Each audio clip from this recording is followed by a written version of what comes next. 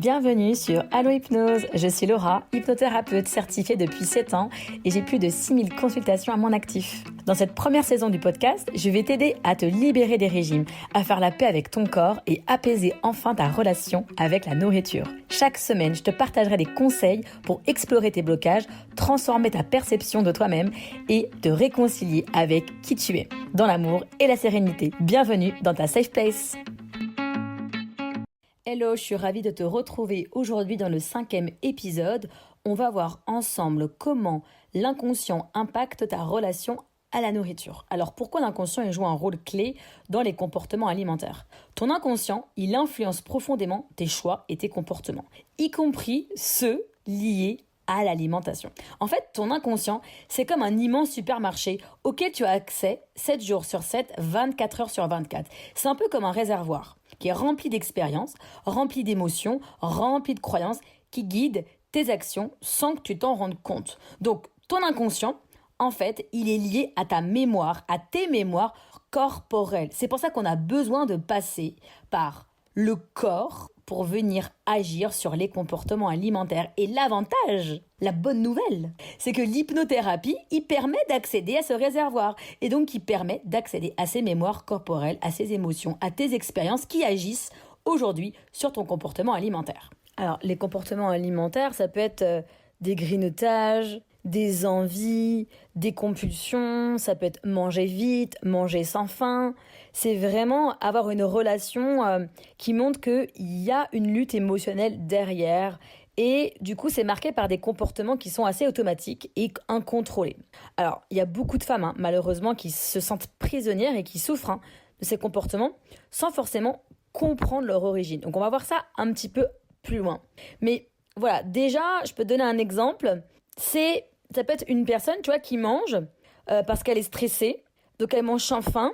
Et en fait, une fois qu'elle a terminé de manger, elle va se sentir coupable. Ça montre qu'il y a une relation alimentaire derrière qui est sûrement influencée par son inconscient. Ça peut être des phrases, tu sais, que tu peux te dire, des phrases comme pourquoi est-ce que je mange alors que j'ai plus faim ? Pourquoi est-ce que c'est difficile de le laisser dans mon assiette ? Pourquoi est-ce que je suis obsédée par ce pain au chocolat ? Pourquoi je vais aller compenser finalement ce que je viens de manger par du sport? Pourquoi je ne m'autorise pas à manger sans faire un effort derrière, etc., etc. Alors rassure-toi, ces comportements, c'est pas du tout une marque de faiblesse ou un manque de volonté. Clairement pas. Comme je viens de te le dire, ce n'est pas cognitif, c'est dans ton corps. C'est en lien avec ton inconscient. Mais du coup, comme ces mécanismes sont souvent inconscients, finalement, tu ne les comprends pas puisqu'ils ne sont pas cognitifs. Ils sont corporels, ils sont inconscients, ces comportements-là. En fait, si tu veux, ton inconscient, lui, c'est la meilleure manière pour lui de gérer les émotions que tu vis ou de gérer les souvenirs enfouis. Donc, je pense que ce qui va être important, c'est que tu puisses, avant de savoir pourquoi, avant de te comprendre en fait, pourquoi je fais ça, pourquoi je mange alors que j'ai pas faim, pourquoi je mange ce chocolat alors qu'en vrai j'en veux plus, alors qu'en vrai je suis écœurée.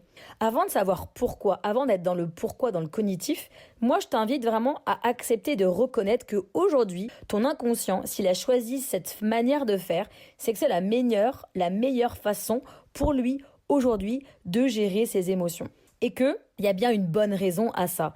Peut-être que tu l'as pas encore comprise, mais en tout cas, tu es sur le bon chemin. Donc, je sais à quel point ça peut être difficile de ne pas te comprendre, mais si en plus tu es dur avec toi, si en plus tu culpabilises, si en plus tu t'envoies des phrases désagréables et que tu es vraiment malveillante avec toi, tu vas rajouter une couche. Donc, dès que tu as des comportements alimentaires que tu juges, entre guillemets, pas très sains ou en tout cas compliqués, conflictuels, dis-toi que ce n'est pas un manque de volonté, que ça ne vient pas de ta tête, mais de ton corps, de ta mémoire corporelle, de ton inconscient, et qu'aujourd'hui, si tu fais comme ça, c'est que tu peux pas faire autrement et que tu peux pas faire mieux.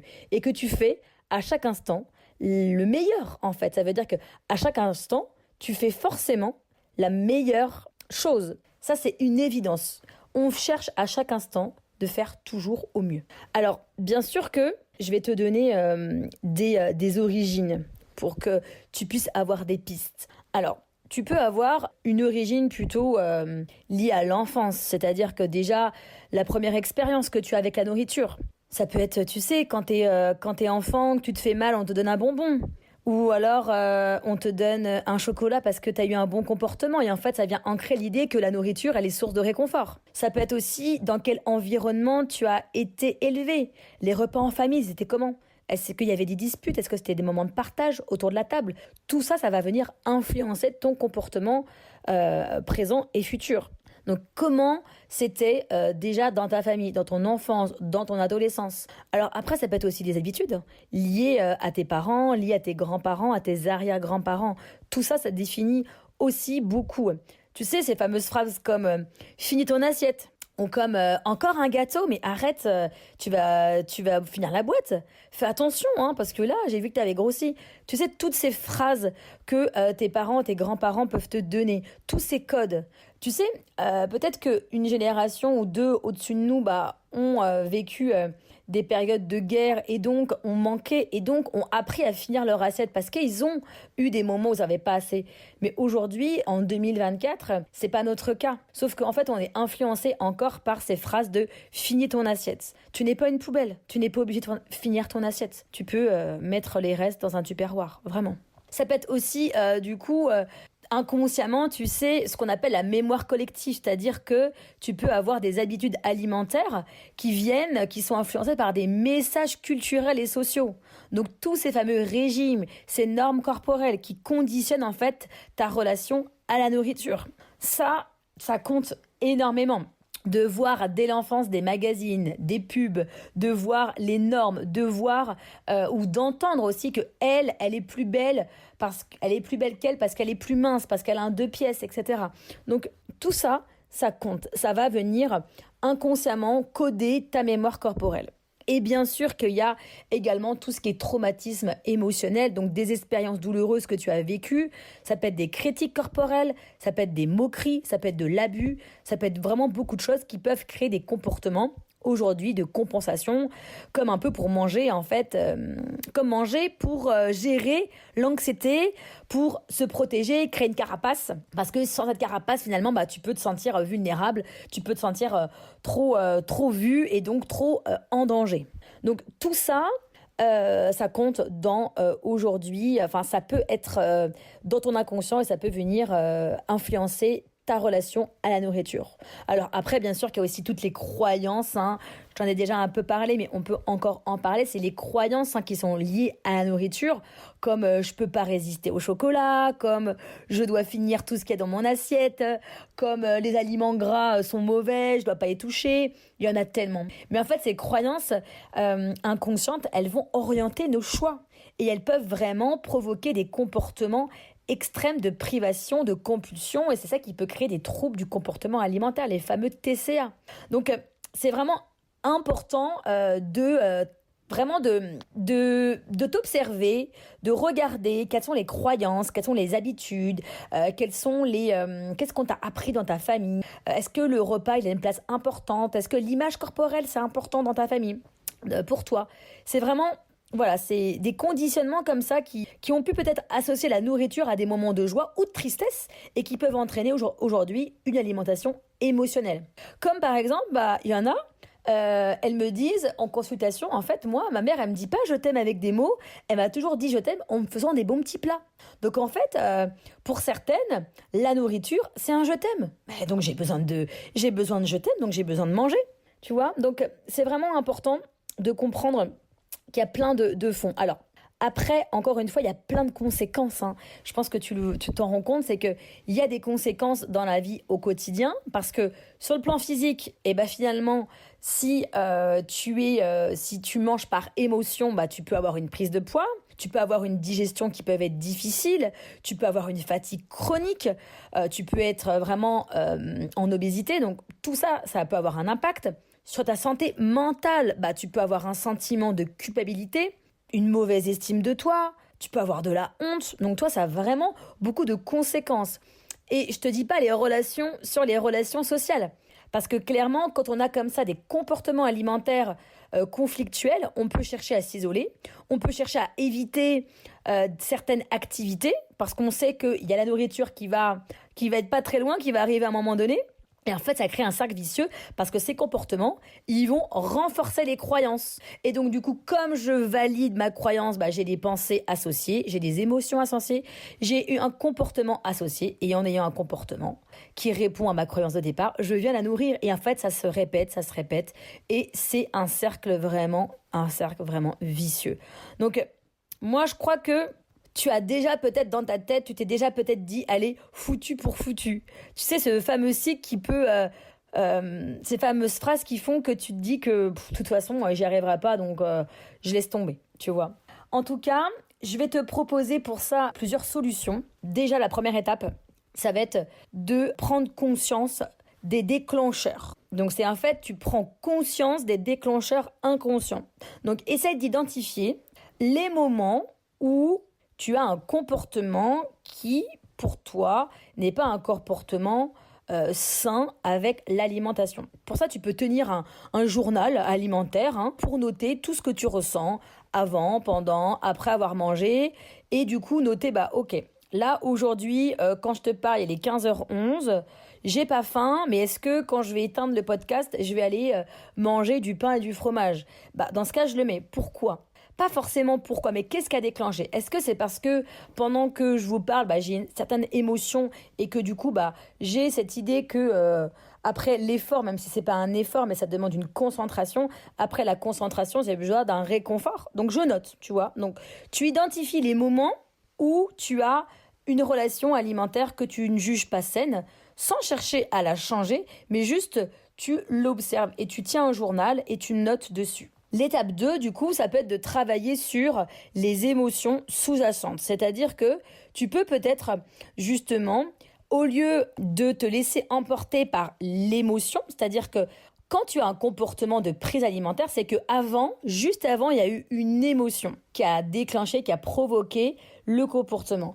Au lieu de subir l'émotion et d'aller gérer l'émotion en allant manger, peut-être que tu peux essayer une technique comme l'auto-hypnose ou alors une technique de respiration, une technique où en tout cas où tu retournes dans ton corps, où tu cherches à créer du lien avec toi, te mettre dans un système ventral, dans ton système nerveux, pour que tu puisses du coup vraiment te détendre et revenir dans un état de sécurité. Parfois en faisant ça, moi, en tout cas, quand je faisais de l'auto-hypnose, j'en fais toujours, quand je fais de l'auto-hypnose, parfois, j'ai des souvenirs, des émotions qui étaient inconscients, qui remontent. Et grâce à ça, en fait, je mets le doigt sur l'origine. Donc, au lieu de camoufler l'émotion en ayant un comportement alimentaire inadapté, entre guillemets, essaie de mettre pause et va à la rencontre de l'émotion. Utilise la méditation de pleine conscience ou des séances d'auto-hypnose pour ça. Et du coup, ça te permet en fait de remplacer, entre guillemets, la nourriture émotionnelle par, un exercice de respiration, de mouvement. Ça peut être même une créativité, tu peux faire des mandalas pour pas passer à côté de l'émotion, mais la vivre et la regarder. Regarde-la. Et peut-être que tu vas pouvoir avoir une indication hyper intéressante. Ensuite, du coup, la troisième étape que je te propose, ça va être de créer de nouvelles habitudes profondes. Souvent, on nous dit de répéter des affirmations positives pour reprogrammer l'esprit. Mais clairement, ce n'est pas suffisamment efficace. Te dire « je mange pour nourrir mon corps et mes émotions de manière équilibrée », clairement, si ça marchait, tout le monde serait complètement libéré de toute souffrance émotionnelle. Donc ça ne fonctionne pas. Par contre, ce qui peut être intéressant, c'est que si aujourd'hui tu as des troubles alimentaires et que par exemple, quand tu as une compulsion ou une pulsion ou une envie, une fringale, tu manges très vite. En fait, le fait de manger vite, ton corps, qu'est-ce qu'il se dit ? Il se dit que si tu manges vite, c'est que tu n'en auras peut-être pas assez. Donc du coup, il est en insécurité.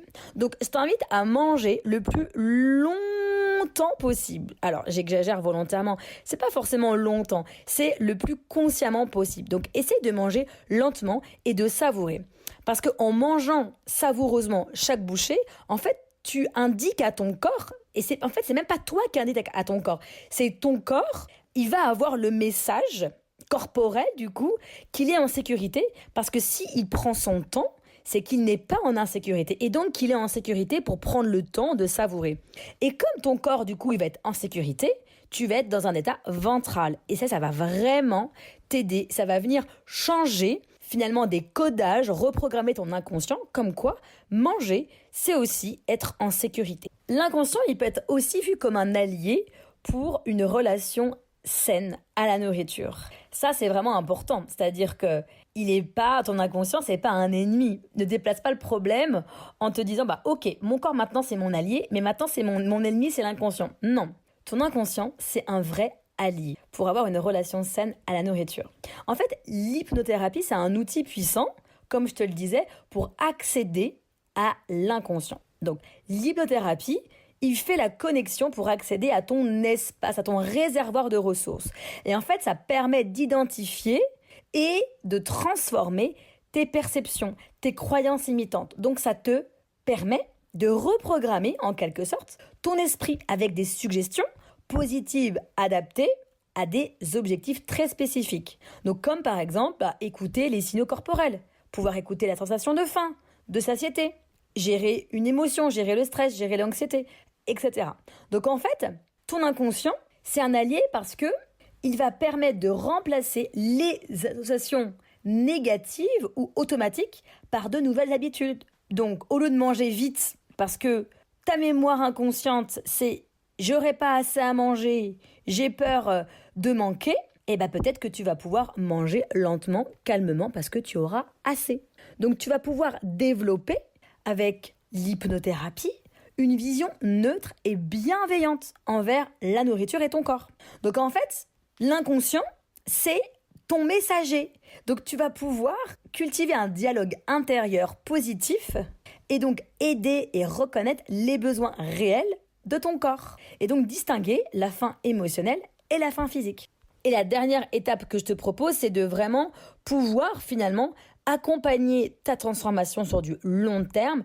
Et pour ça, moi, je t'invite à aller voir le kit gratuit unique qui te donne la méthode idéale pour pouvoir perdre du poids en te réconciliant avec ton corps et ton alimentation en 90 jours.